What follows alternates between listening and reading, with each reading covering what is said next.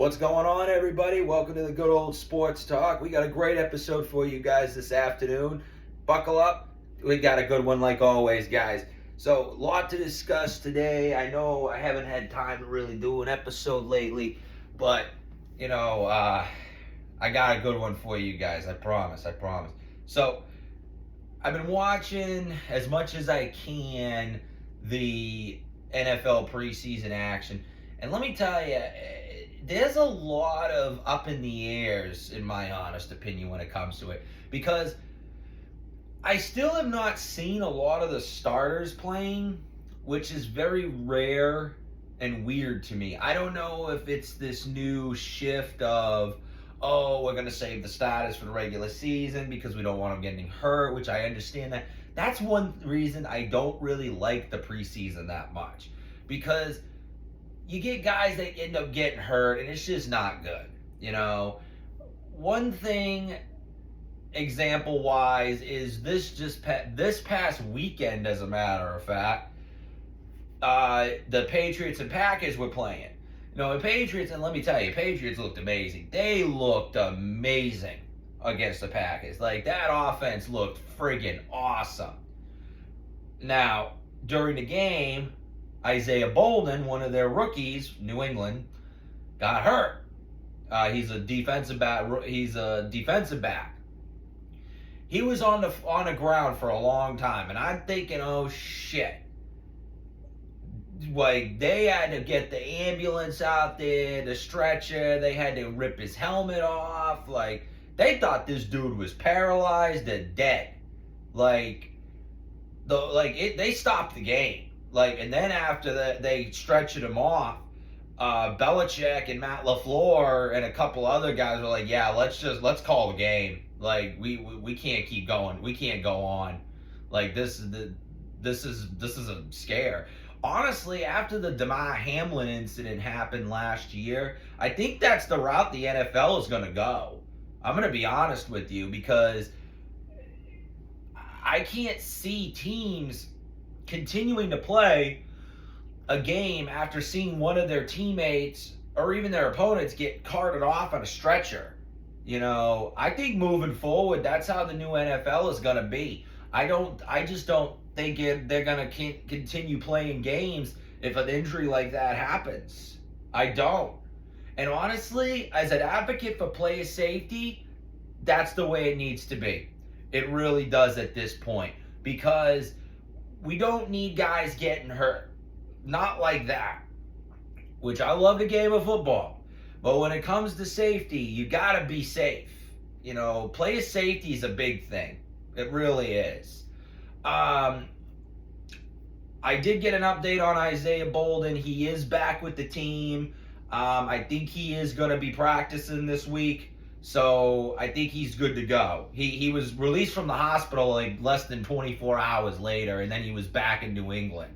So I think he's okay.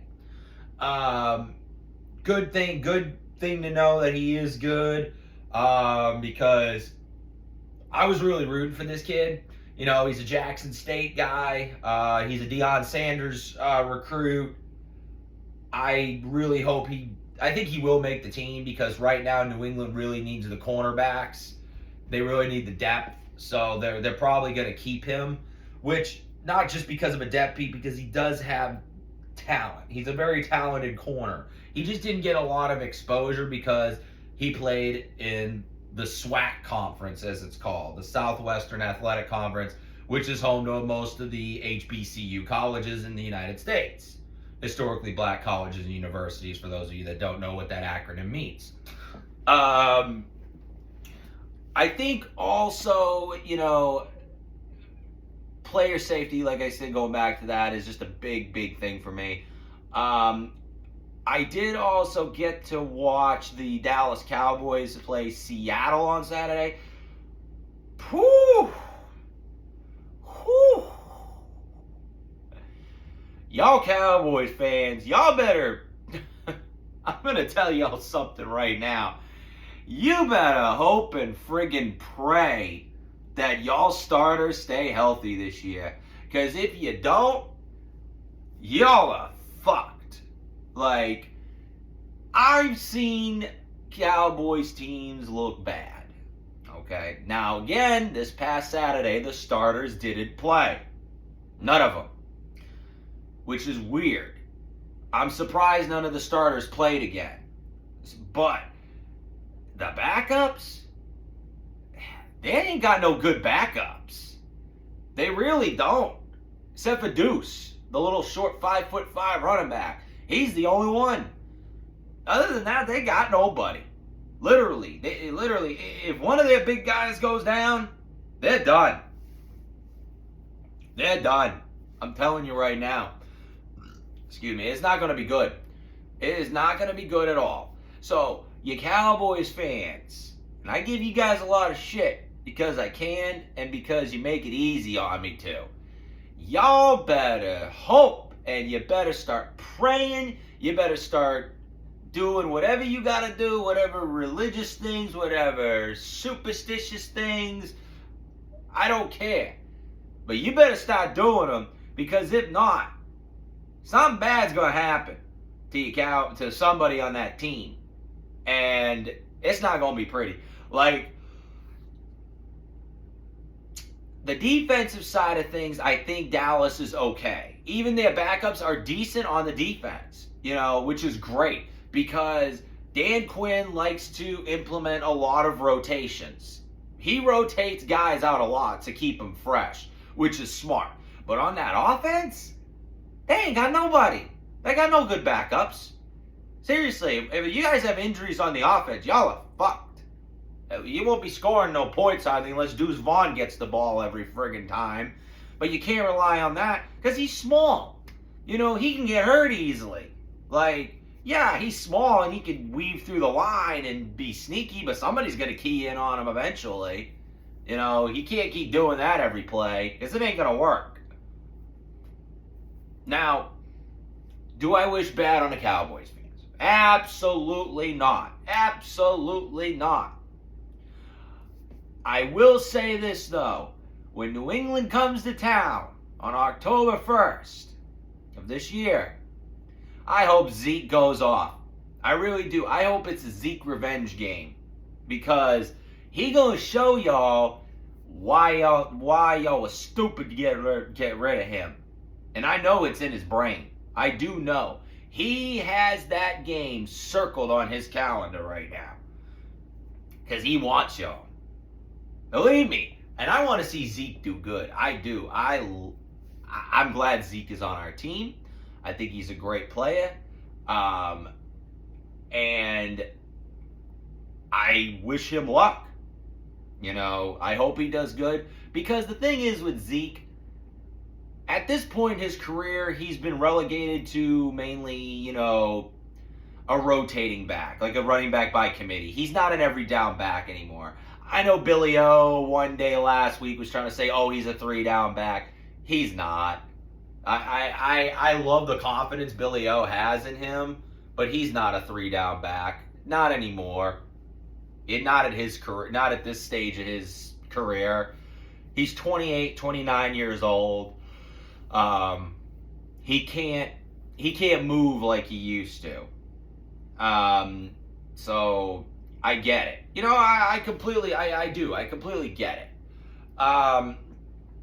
But that's a wait and see thing. We still got a couple of more weeks till the regular season, guys. I think it's going to be very interesting to see what happens, though, once the regular season starts. I did also get word that the final preseason week, regarding the New York Jets, Aaron Rodgers is going to play. There was a lot of talk about, is he even going to play in the preseason? Well, come to find out, he is. But here's what gets me, okay, about Aaron Rodgers. This kind of shows me that he runs that organization. All right? Robert Saleh, who's the head coach, came out and said, I hope he plays more than one drive. What do you mean you hope? That tells me right there that you're letting the inmates run the prison. You're the head coach, dude. You need to be the one to tell Aaron Rodgers how long he's going to play for. Not be like, oh, I hope to God he plays more than one series. Dude, you pretty much are admitting in front of the national media to the whole United States, to all the football fans everywhere, and to other teams, that you don't have control over that team. You pretty much are just a figurehead because Aaron Rodgers is there. And this was the problem with Aaron Rodgers when he was in Green Bay. He did not let the coaches coach. He let himself do everything. He ran the team. No matter what. Every decision that was made, Aaron Rodgers. Now, I don't hate Aaron Rodgers. I don't. But at some point, as a head coach, you got to put your foot down and be like, hey, look, this is my team. Like, I call the shots here. I don't give a shit if you're Aaron Rodgers or Peyton Manning or Eli or Tom Brady or Drew Brees or Patrick Mahomes. I don't give a fuck who you are. This is my team. I call the shots. If I tell you that you're going to play 3 series, you're going to play 3 series. If I tell you you're going to play 4 series, or 5, or 6, or 1, or 2, or whatever, I'm calling the goddamn shots. Not you, Aaron. That's the problem. These coaches nowadays, and this is what gets me, and I tell you what, the old coaches of back in the day, like Don Shula and Bill Walsh and all those guys, they're rolling in their fucking graves right now. I'm telling you. Because it seems like the way the NFL is going is the players are running the teams. Not the coaches. The coaches is there. The figureheads. That's why the coaches are the scapegoats. Whenever players start bitching to the upper management, who's the first to go? It's the coaches. It's always the coach's fault. Never the players. There's no accountability in today's NFL. There isn't. And it pisses me off. Granted, going back to what I said, Aaron Rodgers, I friggin' love Aaron Rodgers. I really do. I don't hate the man. But the fact that Robert Saleh does not have the balls to come out and say, you know what? He's going to play this many series, this game. That's our game plan. Unless he could be, unless he could be throwing up smoke and mirrors. But who's going to throw up smoke and mirrors in the preseason? It's the preseason. Nobody gives a shit about the preseason. It doesn't count. It's just to look at the new guys. In my opinion, okay, yeah. What Robert Saleh should have done, in my personal opinion, was just come out and say, hey, Aaron's going to play this many series. Not say, oh, I hope he plays more than just the first series. Huh? I don't know. I don't know when it comes to him. Granted, and I'm not a Jets fan. I'm not a Robert Saleh fan. I'll be honest with you, when it comes to Robert Saleh, I think he's a pussy. I really do. I don't think he's that good of a coach. I think he lets everybody walk on him. He just doesn't seem like the guy that is going to take charge of a team. He's a puppet. He's just like Mike McCarthy. He's a yes man. Somebody tells him to do something, he's going to do it. That's just who he is. McCarthy is the same friggin' way when it comes to Jerry Jones. When Jerry Jones tells Mike McCarthy to do something, he says, okay, no problem. If Jerry Jones were to tell him to jump, Mike McCarthy would say, how high? That's just who he is. There's a lot of coaches out there like that. A lot of coaches don't have the balls anymore. Like they used to. Bill's still Bill. He don't let nobody fucking run him. He ain't like that. He tells it how it is. And that's why I love Bill. I always will. Some of the newer coaches, even like Brian Daboll doesn't mess with that. It seems like it's only the Belichick disciples that have that mentality. The other coaches, they don't. Harbaugh still kind of does, but I hate Harbaugh, just to let y'all know. I hate him with a passion. But yeah, like I said, we're going to wait and see when it comes to the rest of the preseason in the NFL. I know you guys are excited for the regular season though as much as I am, because I am stoked. I can't wait for it. I really can't. It's going to be awesome. It's going to be epic. It's going to be great. Also, I do want to move on here to another topic that I've been meaning to talk about for a little while now. James Harden for the Philadelphia 76ers. Okay. Where do I start with him? I'm telling you, I don't know what his problem is. I don't know what James Harden's problem is. I get he wants out of Philly. He's trying to win a championship. I get that. Because he's getting up there in age. He's 34. I understand that. He's not a spring chicken anymore. I get that. But for him to be going out and doing it the way he's doing is a little messed up. All right. He wanted to trade out of Philly. All right. 76ers tried. They couldn't find a trade, and they said, "Look, we're just going to bring you back." As he opted into the final year of his contract because he wanted to be traded. Well, Philly couldn't find a trade partner. I guess Harden wanted to go to the Clippers, but the Clippers weren't really like on board with it. Which I get because they got Kawhi and Paul George. So the Sixers told Harden, "Look, we're not gonna trade you. Like, we can't find a trade partner for you, so you're gonna have to just stay with us for the year." He said, "All right, I'm holding out. I'm not gonna come training camp. Not until y'all trade me. I don't want to be here anymore." Then he goes on live stream. I don't know what it was on. I don't know if it was on Instagram or what. But he's speaking to a crowd of people and he's telling them, "Oh, Daryl Morey, the 76ers president, is a liar." Now you're calling out the front office? What are you doing? Harden, what are you doing, dude? Here's the thing. If you're, as a player, okay, if you're mad about a situation that you're in when it comes to the team,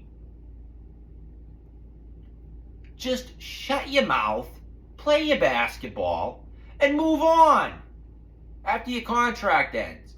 Yeah, you can request a trade, and if the team can't find a trade partner, sorry. At least they can't say they didn't try, But James Harden is a diva. James Harden has caused a lot of trouble over the years, okay? He didn't cause trouble in Oklahoma City, which I get.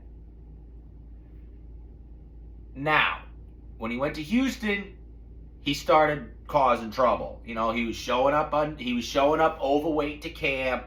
He was hitting the clubs up. He'd be going to fucking Vegas, like the day before games or something like that.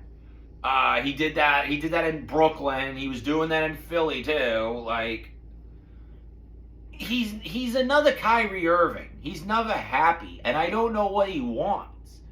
He's been around some generational talents. He's been around Russ, KD, Kyrie, freaking Chris Paul, Joel Embiid.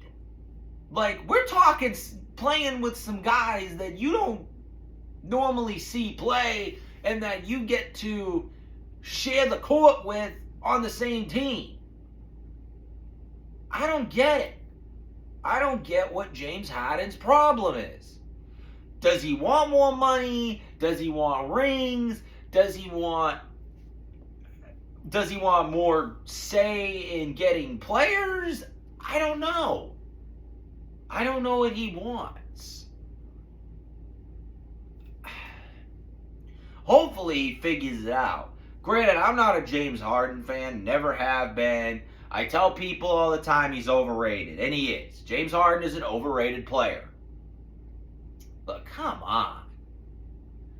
you know, it's a situation I've been following for a little while now, and I'm just upset with it. Honestly, I'm tired of hearing about the guy because he's just shooting himself in the foot more and more and more.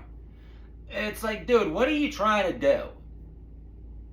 Maybe he just needs to just go away. I don't know. Somebody needs to take him. Now,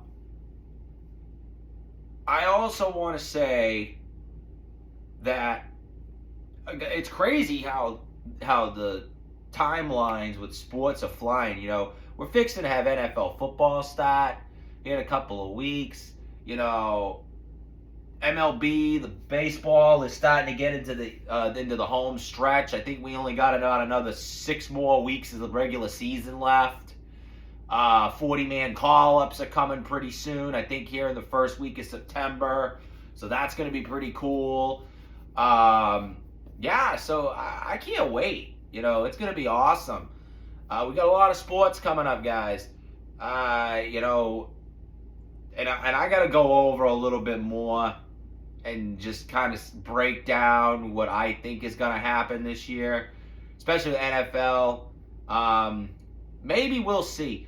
I think my next episode, I'm going to do a breakdown of a lot of different teams, a lot of more teams that I think might be like sleepers this year, honestly.